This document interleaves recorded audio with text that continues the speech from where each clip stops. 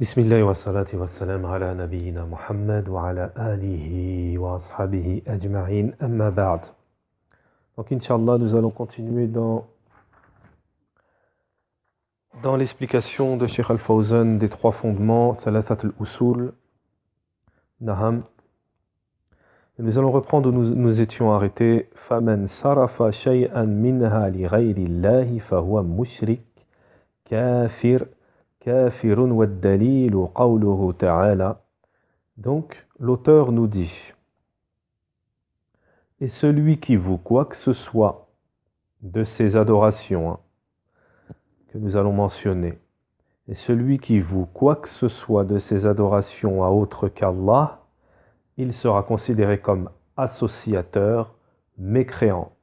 Et le dalil, la preuve, la parole d'Allah subhanahu wa ta'ala: وَمَنْ يَدْعُ مَعَ اللَّهِ إِلَهًا آخَرَ لَا بُرْهَانَ لَهُ بِهِ فَإِنَّمَا حِسَابُهُ عِنْدَ رَبِّهِ إِنَّهُ لَا يُفْلِحُ الْكَافِرُونَ. Et quiconque invoque avec Allah une autre divinité sans en avoir la preuve évidente, aura à rendre compte à son Seigneur, la preuve évidente de son existence. Aura à rendre compte à son Seigneur, en vérité les mécréants ne réussiront pas. Naham. Donc, à propos de ce verset, Naham, Sheikh Al-Uthaymin, rahimahullah, on a une faïda ici sur ce verset de Sheikh Al-Uthaymin, rahimahullah, qui nous dit: la pertinence de ce verset réside dans le fait qu'Allah subhanahu wa ta'ala expliqua que quiconque invoque avec Allah une autre divinité est mécréant. Naham. Car il dit: en vérité les mécréants ne réussiront pas, dans le Coran. D'autre part, dans sa parole, sans en avoir la preuve évidente de son existence, il y a une indication que l'existence d'un argument prouvant le polythéisme est impossible. Donc voilà, ça c'est ce que disent les ulama en ce qui concerne ce verset. C'est que on pourrait comprendre que lorsqu'Allah subhanahu wa ta'ala dit et quiconque invoque avec Allah une autre divinité sans en avoir la preuve évidente, il y en a qui vont comprendre, ça veut dire qu'on peut venir avec une preuve, mais c'est tout le contraire. Là ici, c'est l'affirmation d'Allah subhanahu wa ta'ala dans cette phrase qu'il n'y a pas justement, c'est ça qu'il faut comprendre, qu'il n'y a pas de preuve pour le polythéisme, qu'il n'y a pas de preuve de l'existence du polythéisme, plutôt de l'affirmation, un dalil qui affirme le polythéisme. Donc je vais répéter la parole de Sheikh Al-Uthaymin qui maintenant on va mieux comprendre. La pertinence du second verset, du verset ici, réside dans le fait qu'Allah subhanahu wa ta'ala expliqua que quiconque invoque avec Allah une autre divinité est mécréant. Donc là on a compris, car il dit, Allah ta'ala, en vérité les mécréants ne réussiront pas. D'autre part, dans la parole d'Allah subhanahu wa ta'ala, sans avoir la preuve évidente de son existence, il y a une indication que l'existence d'un argument prouvant le polythéisme est impossible. On ne peut pas ramener de preuve comme quoi le polythéisme, pour affirmer le polythéisme. Et quant à sa parole, sans en avoir la preuve évidente de son existence, elle est révélatrice de la question et l'éclaire. Ainsi, elle n'est pas une caractéristique restrictive qui exclurait ce qui serait appuyé par une preuve, puisqu'il ne peut y avoir de preuve qu'il existe une autre divinité avec Allah subhanahu wa ta'ala. Donc ça, c'est ce qu'on vient d'expliquer. Donc, Naham, voilà pourquoi, on revient toujours à la même chose. Pourquoi? On va donner une faïda que vous connaissez, puisque on a beaucoup insisté, on insiste beaucoup sur ça.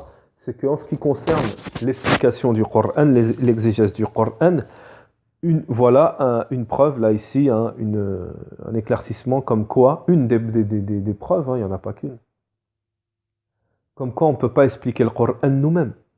On ne peut pas expliquer le Coran de nous-mêmes, comme le font beaucoup de gens aujourd'hui. Ils prennent un verset, ils le mettent hors contexte, ou alors c'est mal compris, ou alors c'est interprété à leur façon.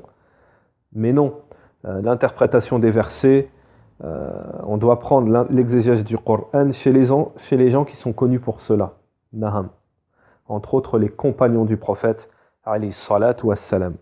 Naam. Et c'est pour ça qu'on retrouve beaucoup les associateurs, les mushrikines, qui viennent appuyer leur polythéisme par certains versets du Coran. Là, on vient de voir qu'il n'y a pas de dalil pour le polythéisme. On vient de le voir. C'est Allah qui le dit lui-même. Il n'y a pas de dalil pour prouver, pour affirmer le polythéisme. Mais les associateurs, quand même, ils viennent avec des versets du Coran pour affirmer le polythéisme. Alors, c'est quoi la faille? Elle est où la faille? Elle est où l'ambiguïté? Ben, c'est qu'ils les ont interprétés, les versets. Leur exégèse, c'est le shaitan, tout simplement. Eux, leur exégèse du Coran, celui qui leur explique le Coran, c'est le shaitan. Naam, tafsir shaitan. Mais tafsir ahl sunnati wal jama'a, naam, ça n'a rien à voir. Ça n'a rien à voir. Je peux vous donner un exemple si vous voulez. Je peux vous donner un exemple, Inch'Allah. Ceux qui prennent ce qu'on appelle des intermédiaires, wasila, entre eux, tawassul, wasila, entre eux et Allah. C'est-à-dire ceux qui prennent d'autres moyens que le tawhid, que le kitab ou la sunna pour se rapprocher d'Allah, c'est-à-dire les mushrikines, puisqu'ils vont vouer des invocations, ils vont vouer des adorations à des gens qui sont dans les tombes, qui sont morts ou qui sont vivants, hein, et prétendent que ces gens sont proches d'Allah et peuvent influencer auprès d'Allah subhanahu wa ta'ala. Lorsqu'on leur dit que cela, Allah ta'ala l'a interdit, Allah ta'ala et son messager l'ont interdit, c'est du polythéisme, ils viennent avec un verset du Coran, hein, un verset qui dit et prenez les moyens de vous rapprocher d'Allah. C'est vrai que ce verset il existe. Et prenez les moyens de vous rapprocher d'Allah. Mais eux, ils l'ont expliqué à leur manière. Ils ont compris le moyen, ils l'ont compris par polythéisme. Tandis que les gens de la Sunna ont expliqué ce verset. Ils ont dit le moyen, ici c'est le kitab wa sunna, c'est la révélation. Il n'y a que par ça qu'on peut se rapprocher d'Allah subhanahu wa ta'ala. Donc vous voyez la différence ici entre l'exégèse, l'explication des gens de la sunna et l'explication que ce soit des associateurs, des mécréants ou même des imams égarés. C'est facile, on prend un verset, hop, comme un certain innovateur qui a dit que Allah wa ya'udhu billah min sharrihi, qui a dit que la mixité a été autorisée dans le Coran, puisque les prophètes, ils parlaient avec des femmes, Youssouf, Ibrahim. Vous voyez les ambiguïtés? Alors, c'est Allah lui-même, et ça je l'ai entendu de mes oreilles, hein. C'est un des grands innovateurs en ce moment sur Internet, la mixité, hein, il dit qu'Allah l'a permis dans le Coran. Alors, il va vous ramener des versets du Coran où il y a des prophètes qui ont parlé avec des femmes. Voilà. Vous voyez les ambiguïtés, on peut interpréter n'importe quoi, n'importe comment, comme on veut. Mais c'est pour ça qu'il y a des règles dans l'islam, on ne peut pas interpréter les versets comme cela nous arrange. Naham. Taïb. Donc revenons à notre verset. Naham. Allah Ta'ala nous dit, et quiconque invoque avec Allah une autre divinité sans en avoir la preuve évidente de son existence, aura à rendre compte à son Seigneur. En vérité, les mécréants ne réussiront pas. Donc on a expliqué ce verset. Ensuite, nous avons toujours la parole de l'auteur, un hadith qui suit le verset. Wa fil hadith ad-du'a mukhul ibada. Et dans le hadith, le messager d'Allah a dit, dans ce hadith rapporté par l'auteur, Mohammed ibn Abdel Wahhab, l'invocation est le cerveau, hein, traduction approximative, est le cerveau de l'invocation. Naham. Alors on va voir ici comment ils l'ont traduit.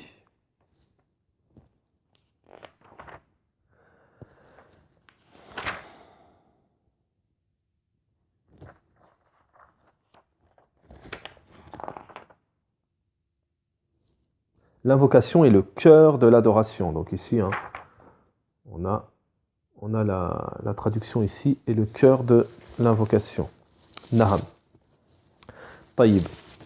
Donc moi je reste sur l'invocation et le cerveau de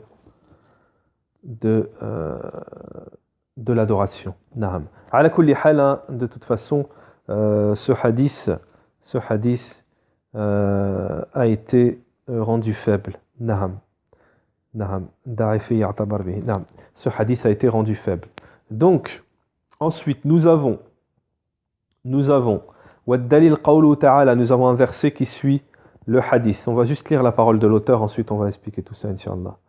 وَالدَّلِيلُ قَوْلُهُ تَعَالَى بسم الله الرحمن الرحيم وقال ربكم ادعوني أستجب لكم إن الذين يستكبرون عن عبادتي سيدخلون جهنم داخلين. نعم.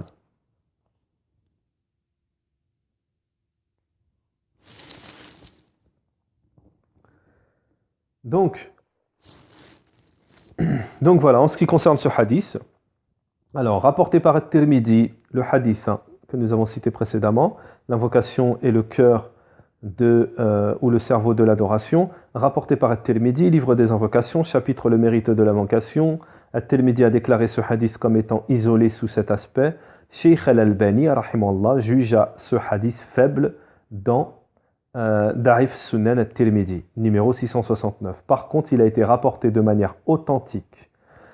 Donc les savants nous apportent un autre hadith, ils mentionnent un hadith qui est plus authentique, à la place de ce hadith, qui nous dit, rapporté de manière authentique par Ibn Majah, Abu Daoud et At-Tirmidhi, que le prophète a dit, l'invocation est l'adoration. L'invocation est l'adoration. Voir Sahih Sunan At-Tirmidhi. Naham. Donc en ce qui concerne ce hadith, nous avons l'information ici de l'importance de l'invocation. L'invocation est l'adoration. Nous avons l'importance ici de l'invocation. Et pourquoi ? Parce que c'est la première, elle est mentionnée ici parce que c'est la première forme d'adoration que nous allons expliquer.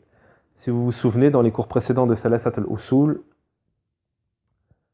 le cheikh, l'auteur, d'abord nous mentionne sous forme générale les adorations.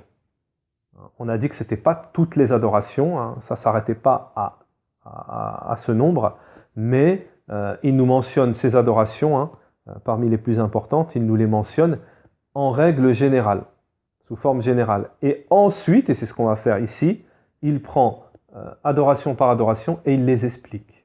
Voilà. Et les ulama, nous disent que ça fait partie de l'excellence dans l'enseignement. Cheikh Abdel Razak al-Badr, dans son explication de Thalathat al-Usul, nous dit que ça, c'est vraiment l'excellence dans l'enseignement. C'est-à-dire c'est vraiment les gens, les ulama qui sont vraiment les ulama de la sunna, qui sont vraiment les ulama éducateurs, etc., qui mentionnent d'abord les choses en général, puis qui les mentionnent en détail. Cheikh Abdel Razak al-Badr, il dit cela aide dans l'enseignement à être plus attentif. Voilà. Naham. Donc, voilà, en ce qui concerne le hadith en question. Ensuite, nous avons le verset وَقَالَ رَبُّكُمُ ادْعُونِي أَسْتَجِبْ لَكُمْ إِنَّ الَّذِينَ يَسْتَكْبِرُونَ عَنْ عِبَادَتِي سَيَدْخُلُونَ جَهَنَّمَ دَاخِرِينَ. Et votre Seigneur dit, invoquez-moi, je vous exaucerai, je vous répondrai, je vous exaucerai. Ceux qui par orgueil se refusent à m'adorer entreront bientôt dans l'enfer humiliés. Naham. Donc, Aï amarakum rabbukum wa qal.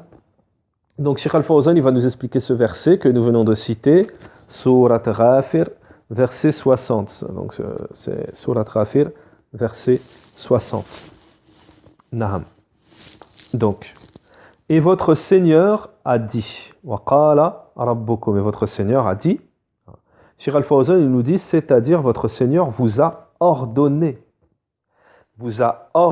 de l'invoquer. Vous a ordonné de l'invoquer. Amara bidu'a'ihi subhanahu wa wa'ada bil istijaba. Donc ici, Cheikh Al-Fawzan nous dit dans ce verset, regardez, et je souligne ici qu'on va parler de l'invocation, d'où l'importance, et on va mentionner ici l'importance de l'invocation. Donc il faut essayer de ne pas passer à côté. C'est très très très important. Je fais une parenthèse pour dire qu'il y a même un hadith qui dit celui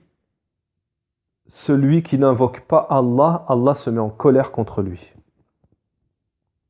وَقَالَ رَبُّكُمْ أَدْعُونِي أي, c'est-à-dire qu'Allah subhanahu wa ta'ala, Cheikh Al-Fawzan nous dit, a ordonné, votre Seigneur vous a ordonné, subhanahu wa ta'ala, vous a ordonné de l'invoquer. Et il a promis de répondre. Cheikh Al-Fawzan, il nous dit, et il a promis de répondre.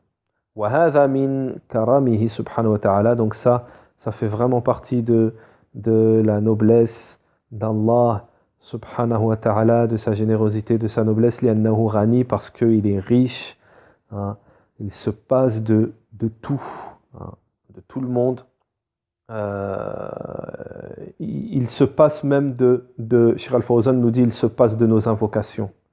Allah Ta'ala n'a pas besoin de nos invocations, walakinnana muhtajun li du'a'ihi. Mais nous, c'est nous qui avons besoin de l'invoquer, subhanahu wa ta'ala. Fahuwa ya'muruna bima nihtaj ilayhi. Allah Ta'ala, donc, regardez, subhanahu, Allah Ta'ala nous ordonne ce dont nous avons de faire, ce dont nous avons besoin pour notre intérêt. Pour notre intérêt. Wa huwa subhanahu wa ta'ala يغضب إذا تركت سؤاله بينما المخلوق يغضب إذا سألته. Alors, regardez ce que nous dit Cheikh Al-Fawzan hafidhahullah. Il nous dit, on va expliquer cela Inch'Allah à la suite.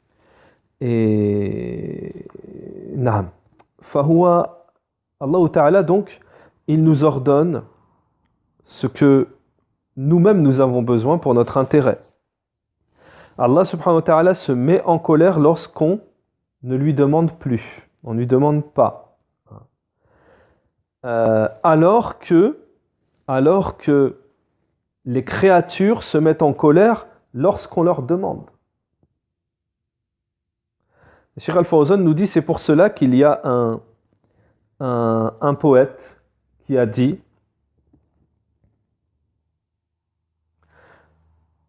Allahu yaghdabu in tarakta su'alahu wa bani adama hina yus'alu yaghdabu.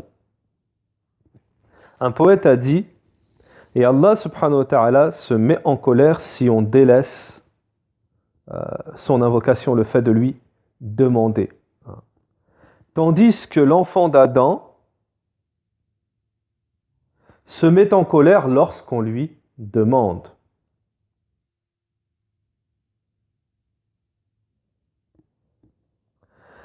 Cheikh Al-Fawzan nous dit, dans un autre vers, un poète a dit, il a été dit aussi,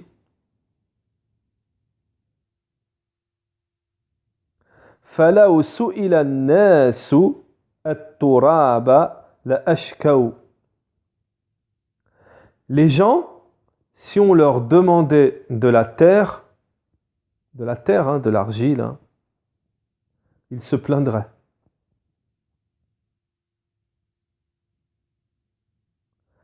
Alors, Cheikh Al-Fawzan, donc je pense que vous avez bien compris, Cheikh Abdelrazak Al-Badr, dans un autre contexte aussi, je l'ai entendu expliquer cette mas'ala, cette question-là, il l'a expliqué, Cheikh Abdelrazak Al-Badr. Il disait, regardez la puissance d'Allah. Allah subhanahu wa ta'ala se met en colère lorsqu'on ne l'invoque pas, alors que l'être humain, au moment où il va peut-être patienter une fois, mais au bout de 2 fois, 3 fois, il va commencer à se mettre en colère lorsqu'on lui demande quelque chose. Donc regardez la perfection d'Allah subhanahu wa ta'ala. Regardez la perfection, celui vraiment qui mérite, à qui vraiment on doit, celui qui mérite qu'on l'invoque en tant qu'unique, hein, c'est-à-dire seul, sans associé.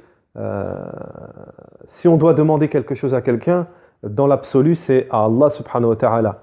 Quand je dis dans l'absolu, c'est sous forme adorative, parce qu'il est permis de demander des choses à autrui dans ce dont ils ont la capacité de répondre.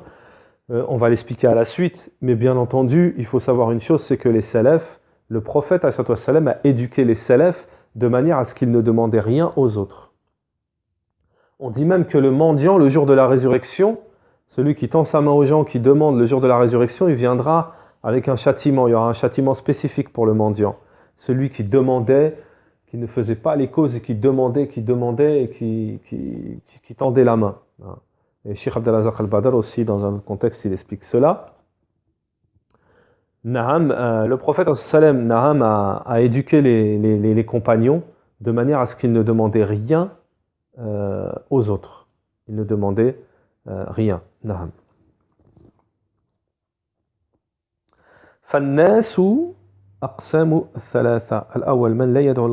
Donc, en ce qui concerne l'invocation d'Allah subhanahu wa ta'ala, Sheikh Al-Fawzan nous dit les gens sont de trois catégories. Les gens sont de trois catégories.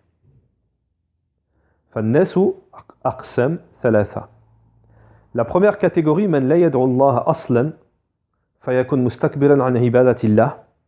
Le premier, c'est celui qui, à la base, n'invoque pas du tout Allah.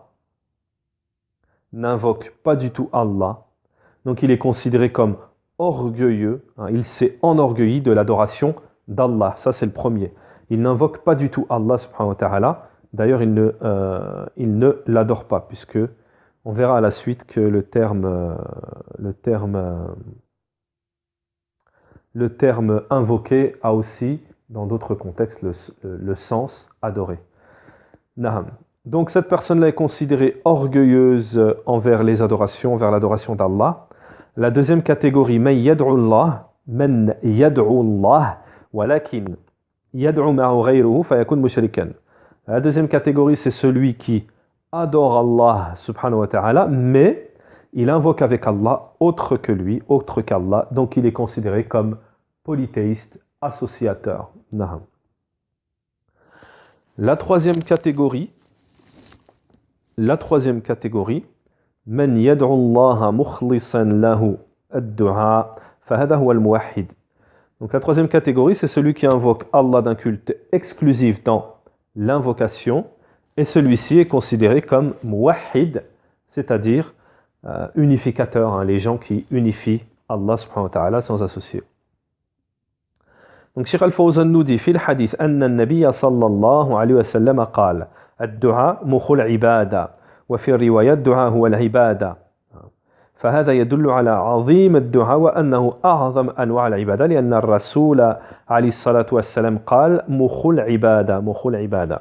Alors, Cheikh Al-Fawzan, hafizahullah, nous dit, donc il revient au hadith pour nous expliquer un petit peu le hadith qui dit l'invocation est le cerveau de l'adoration, hein, le cœur de l'adoration. Fil hadith, le prophète a dit l'invocation est le cerveau de l'adoration. Dans une autre version, l'invocation, dans un autre hadith, il a été rapporté, l'invocation, c'est l'adoration. Naham. Donc, Cheikh Al-Fawzan nous dit, cela indique l'immensité, hein, la grandeur, l'immensité de l'invocation, et comme quoi elle fait partie des plus grands genres, hein, des plus grands genres d'adoration. L'invocation fait partie des plus grands genres d'adoration. Parce que le messager d'Allah alayhi salatu wassalam a dit quel était le cerveau dans le sens, le cœur de l'adoration. Naham. Donc, Cheikh Al-Fawzan nous explique, wa fi riwaya, dans une autre version, le messager d'Allah alayhi salatu wassalam a dit l'invocation, c'est l'adoration. Et dans une deuxième version, plutôt, Cheikh Al-Fawzan nous dit, cette version qui est la deuxième, l'invocation, c'est l'adoration. Cheikh Al-Fawzan nous dit elle est plus authentique que la première qui nous dit l'invocation c'est le cerveau, donc le cœur de l'adoration. Wal marna wahid. Cheikh Al-Fawzan nous dit de toute façon ces deux hadiths ont leur sens et ne fait qu'un. Le hadith donc nous éclaircit l'immensité, la grandeur, l'importance de l'invocation. Naham. Kama qala an-nabi sallallahu alayhi wa sallam, al-hajj Arafa. Donc Cheikh Al-Fawzan, il compare, il nous dit l'invocation c'est l'adoration. Donc là on voit bien que si l'invocation c'est l'adoration, par rapport à l'adoration, ça veut dire que l'invocation a une place immense. Naham. Il nous dit, Cheikh Al-Fawzan, il nous dit, c'est comme le prophète sallallahu alayhi wa sallam lorsqu'il a dit le hajj c'est Arafat. Donc on voit que Arafat, le jour de Arafat, l'importance qu'il a par rapport au hajj, puisque le prophète sallallahu alayhi wa sallam a dit le hajj c'est Arafat. Naham. Donc il a voulu faire cette comparaison, cette analogie, le shir. Bimarna anna al-wuquf bi Arafat fi al-hajj huwa ar-rukn. Cheikh Al-Fawzan nous dit dans le sens où la station de Arafat dans le hajj c'est huwa ar-rukn al-a'zam. C'est le plus immense pilier dans les piliers qui font partie des piliers du hajj. Cela ne signifie pas, nous dit Cheikh Al-Fawzan, le sens ne signifie pas que tout le hajj c'est Arafat, comme toute l'invocation, comme toute l'adoration c'est l'invocation, walakin, mais il nous dit que la station à Arafat fait partie des plus grands, immenses piliers du hajj. Ensuite, Cheikh Al-Fawzan, nous dit également, l'adoration n'est pas restreinte, ne s'arrête pas à l'invocation. Toute l'adoration n'est pas l'invocation, mais l'invocation est immense et parmi les plus immenses genres d'adoration. C'est pour cela que le messager d'Allah a dit l'invocation c'est l'adoration, ad-du'a wal ibada, min bab at-ta'zim ad-du'a. Donc c'est dans le sens de la mention, c'est pour mentionner l'immensité de l'invocation et l'éclaircissement par rapport à la place que tient l'invocation dans l'adoration. Na'am. ثم ذكر الشيخ رحمه الله أدلة أنواع العبادة التي ذكرها وهي. Puis l'auteur rahimahullah a mentionné وذكر الشيخ رحمه الله أدلة أنواع, les preuves des genres d'adoration, des formes d'adoration qu'il a mentionnées. Puis le cheikh va mentionner, l'auteur, les preuves, les versets, les hadiths, les preuves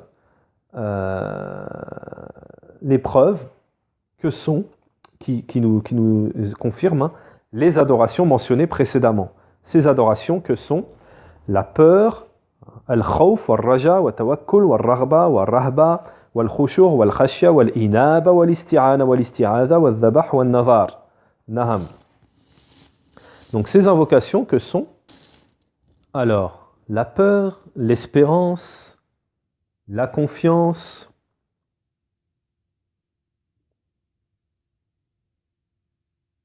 al-raja, na'am, alors al-khawf, wal-raja, wal-tawakkul, le désir, le fait de redouter Allah, na'am, la concentration, la crainte, le retour vers Allah subhanahu wa ta'ala, la demande d'aide à Allah, l'isti'adha, la demande de secours, le sacrifice, wa nazar, le vœu, naham. Toutes ces demandes d'aide, demandes de protection, demandes de secours, sacrifice, le vœu, naham, l'humilité, la crainte, naham, la crainte, l'humilité, voilà, toutes ces adorations, naham, on va les expliquer. Le cheikh ensuite, il nous donne les dalils de ces adillah, les preuves dans le Coran de ces adorations. Na'am. Donc nous, Inch'Allah ta'ala, nous allons nous contenter de ça et dans le cours prochain, Inch'Allah, on va commencer à expliquer On commencera par la peur et les genres de catégories de peur. Ensuite l'espérance, la confiance en Allah subhanahu wa ta'ala, le désir, la crainte, etc. Donc nous expliquerons ça en détail, Inch'Allah, dans le prochain cours. Subhanakallah wa bihamdik, wa ashhadu an la ilaha illa ant, wa astaghfiruka wa atubu ilayka, wa sallallahu wa sallam ala nabiyyina Muhammad, wa ala alihi wa sahbihi ajma'in.